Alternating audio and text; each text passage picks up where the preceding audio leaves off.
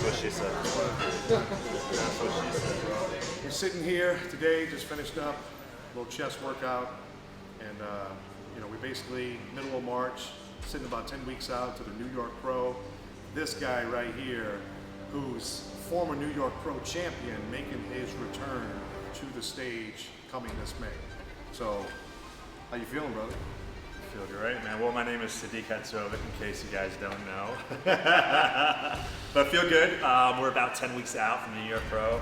And we're just talking about, you know, most people that take 2 or 3 years off of the stage, they usually come back worse. Yeah, there's no question about it. Like, looking at him now, even going back to, you know, him winning the Arnold, him winning, you know, runner-up at the Olympias, his look, he's never looked this impressive, this far out for everything that we're doing at the current moment, knowing what's ahead, you know, because that's always when I evaluate anyone, it's, okay, what we look like for what we're doing and what time we have in front of us, all that, you know, in totality, he's really going to shock a lot of people come May 21st. There's no question about it. Is there a tanning bed?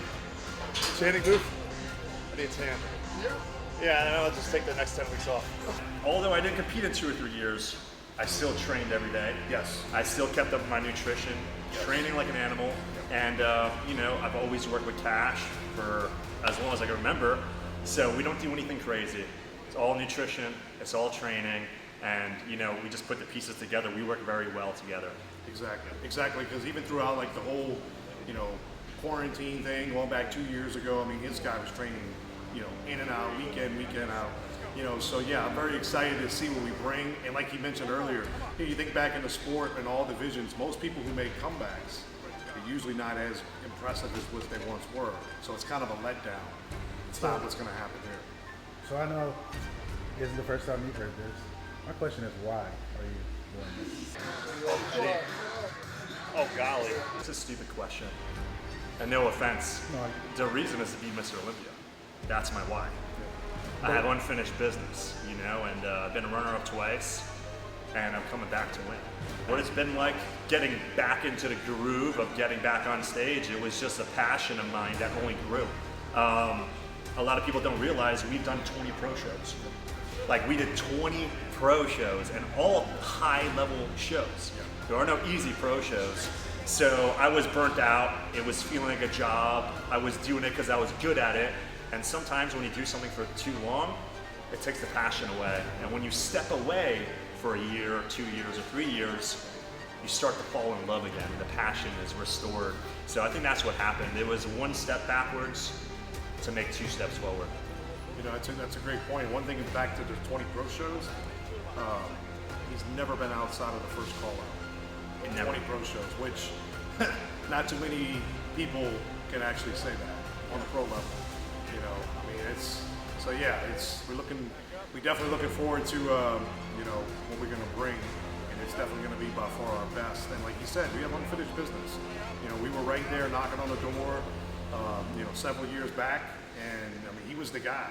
You know, so now it's all these years later, ready to go right back at it again. Stopping halfway and then going down all the way, or stopping halfway going up all the way, I have to really think about what he's saying. And instead of meditating and focusing entirely on the rep, I have to listen and then execute. It's pretty cool. The competition is not my focus. My focus, it sounds cliche, it sounds cheesy, but it's true. I'm focusing primarily on myself every day. How could I better myself? I'm never comparing myself to the guys in the top 5. I'm comparing myself to the best I could be.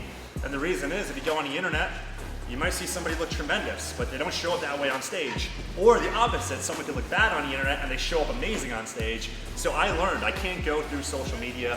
I can't go by watching at people from 1 week to the next week. The body changes so fast, and that's why it's important to stay in your bubble and focus entirely on you peaking perfectly for that Saturday afternoon. That's all that matters, is that 10 minutes on Saturday afternoon. What do you do to stay in that bubble?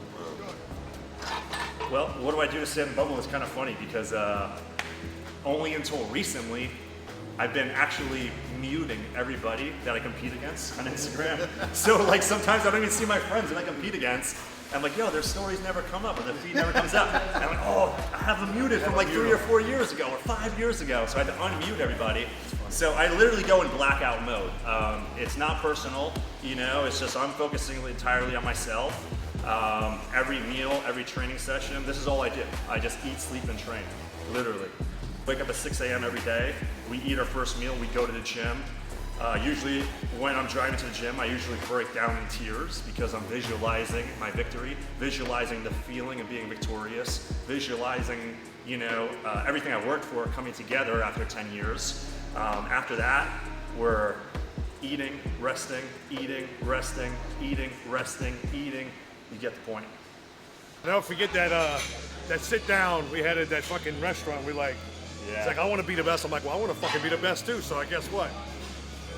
And I sent him my diet. He thought it was a joke because I was like, all right, I wake up, I eat like a protein bar, and then 4 hours later I eat 2 pieces of grilled chicken. Then I have a salad, and that was my whole day. He thought it was a joke. I was on the fucking treadmill and almost fucking fell off because I'm like, this is no way it's your fucking diet. He had like chicken Caesar salad, some kind of bar or something. I mean, it was just like protein bars. I'm like, there's no way you look the way you do following this. And 2 pieces of grilled chicken. I ate 3 meals a day. One was a protein bar, 2 pieces of grilled chicken, and Caesar salad. Yeah, he was eating like a healthy, normal person that just, you know, whatever, healthy lifestyle, not someone trying to be the best in the world. And immediately, it was amazing for me because I'm like, if this dude is eating this and looks the way he does, I can't even imagine what is to come with him. You know, and then obviously within the next 2 years, I mean, he put on over 20-something pounds stage weight. You know, and obviously we were off and running from day one going forward, and like you said, 20 pro shows, and we've had a lot of success. You know, but I truly feel much more success to come. So. Yeah, I feel like we're at the midpoint of my journey. Absolutely. A lot of people, they look at Sadik like, oh man, Sadik's made his money. Sadik already had his glory, you know, and maybe Sadik's getting comfortable and lazy. You know, he's a father now, but it's not true. You know, I've only been more motivated. You know, me and Cash had the opportunity of hanging out with Frank Zane on several occasions. Frank Zane didn't win his first Olympia until he was 37. And you know, the male physique doesn't hit its peak until late 30s, early 40s, even mid 40s. Look at Sean Roden, rest in peace. You know, so look at Dexter Jackson. You know, so I mean, I have so much more to go. I have so much more longevity, no injuries, and I'm only getting better. But even Jay and Ronnie, since those are 2 names that obviously anyone in the bodybuilding world should obviously know, both of them didn't win their first titles till they were 35 years old. So that tells you right there that he's still on the south side of those numbers. So, you know, still got a lot more tread left on the tire. And like you said, I would feel we're at the halfway point of his pro career. Well, how would you say you have a good support system? When I started? I mean now. Oh, now I got support. Yeah. I mean, I don't need a tremendous amount of support. I don't need people to motivate me. I'm self-motivated. But you have to have a team of people around you. You have to have somebody with the eyeballs and the knowledge for somebody to say, hey, listen, you're looking flat today. You're looking full today. Hey, you could be eating more. You could be training harder. That's where Cash steps in. But in terms of support, you know, I just keep a small circle of my coaches. We got Cash, we got Kenny, we have Mike Camp, and with those 3 guys, you know, I've been working with them forever, and I've only gotten better and better. You know, we live in a world where everybody's on the go, on the run. They're trying to be social media famous, so to speak. Like you mentioned earlier, like a lot of times you see someone on social media and you see him come to Showtime, you're like, it's not even the same person. Where he's always been like an old soul, old school type of guy. So he's that just tunnel vision, like put me in a freaking dungeon. I'm sticking to what is important in my life, my family, my workouts, my food, and I Groundhog Day, repeat it again. He's never been the type worrying about, oh, I'm going to this party or this thing or that, even back before when he was a single man. Like, you know, so he was always a grounded competitor, and I think that really goes hand in hand of his success. You know, where a lot of guys in the sport, they in it, you know, no disrespect, I'm just calling it what it is. A lot of guys, especially now, they in the sport for the wrong reasons, whether they're chasing girls or certain type of fame or whatever, where he was never that guy. He's one of the few that has always been really grounded, and he literally lives this shit 365 days a year. But that starts somewhere, like that mindset, that work ethic, all of that, it starts somewhere, and it didn't start on a stage. Like, where did you develop, like how did you even develop that mindset or that work ethic to be that way? But it sounds like that probably went way back. To be which way? To being that grounded, to being that focused, and just, you say you want to be the best, and you have that mindset to stay focused on being the best, but where did you develop that work ethic? Like, was it college? Was it high school? Like, where did it come from? Came within. You know, mindset comes from within. Work ethic comes from within. You have to subjectively look at yourself sometimes, and yeah, positive thinking is fucking great. But sometimes you need to look in the fucking mirror and say, I am a loser. I ain't doing shit. I'm not dedicated enough. I'm never gonna become rich. I'm never gonna become famous. I'm never gonna become the best. I'm never gonna get the job or the girl or the car. I'm never gonna have any of these fucking things. And a lot of people lie to themselves. Yes. And you need to look at yourself and say, hey, I gotta start taking life fucking serious. Yes. And that's exactly what I did. I was insecure, I was small, I never could look at somebody in the eyeballs with confidence, and I knew I needed to change. So I just locked myself in my basement with my dumbbell set, and I just had grit and tenacity, and I lift weights every single day until I mustered the strength to go to a commercial gym. And then eventually I mustered up the strength to go on stage and mustered up the strength to connect with a coach. And, you know, I grew into this person. You don't start as this confident, charismatic, muscular person. All these things are built, and they're built through grit and hard work. And nothing comes easy. I saw my parents struggle, immigrants in this country, working 2 or 3 jobs, never had money. My mom didn't have her first coat until she was 18 years old. You know, we never grew up with money. I didn't grow up with a father. I didn't grow up with somebody to show me what to do. I didn't know what being a man was. And I think that's why I gravitated towards bodybuilding, because bodybuilding is you and the iron and your grit, and it's a form of therapy that I love. That's what the fuck I was waiting for right there. I know you're waiting for that. I want to piggyback. I want to say something off of what he said. You know, which I can't say enough. There's so many. I see so many guys' videos talking about, you know, whether it be self-help. Don't speak negative about yourself. Don't say anything bad. That is fucking bullshit. If all you're gonna do is look in the mirror and say, "Oh, you're this, you're that, you're this," and you're never gonna be true to yourself, I don't think you ever get better. If you think about the greatest athletes of all time, you look at a Michael Jordan, Kobe Bryant, or Tom Brady. Those are all guys who actually feed more off of negativity, and they openly talk about it, than positive. They actually say, I'm more motivated by fearing of losing and the pain of that than actually victory.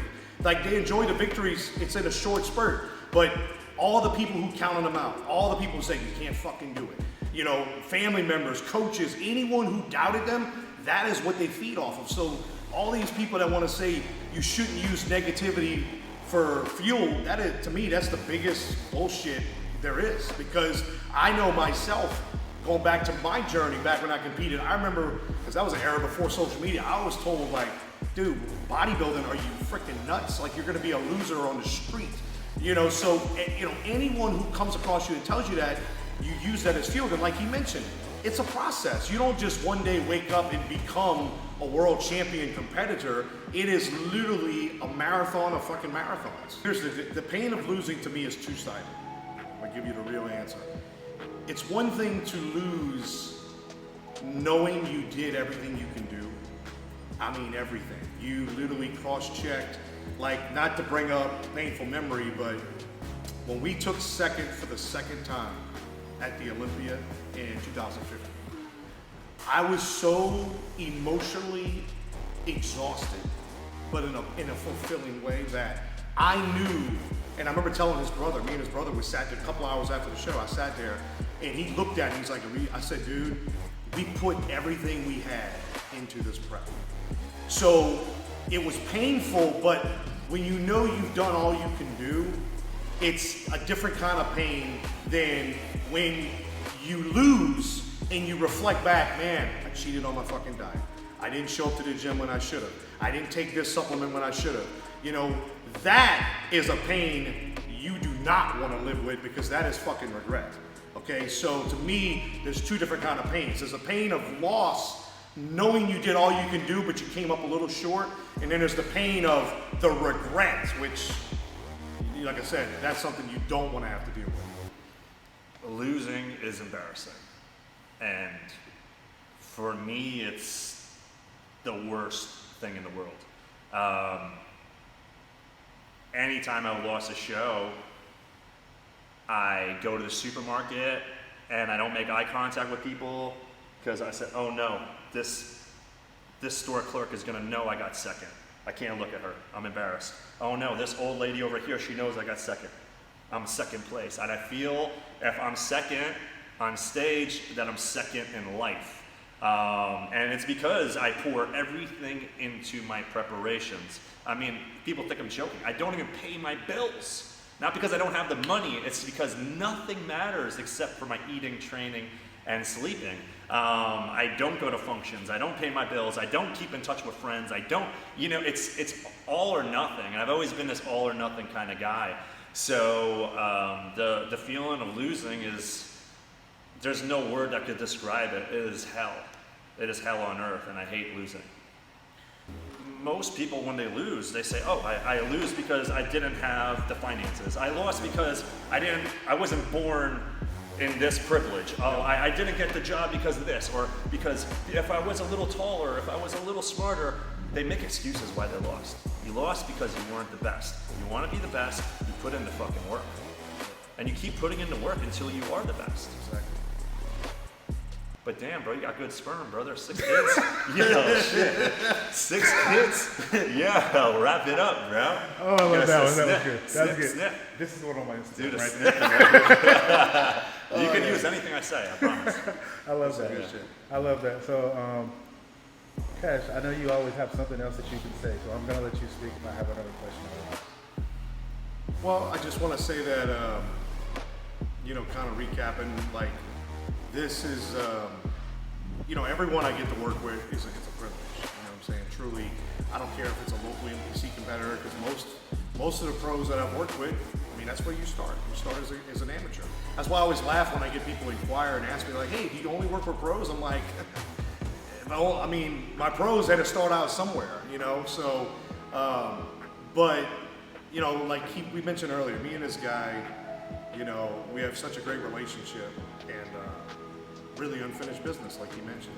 And, most of my best, greatest memories as a coach, he's part of it, you know what I'm saying? So it's, I'm really excited, looking forward to what's ahead, and I truly believe with 1,000% confidence that we will bring something far better than we've ever brought before. And it's gonna make a statement, and we will be back on that Olympia stage come December, and you could write it down.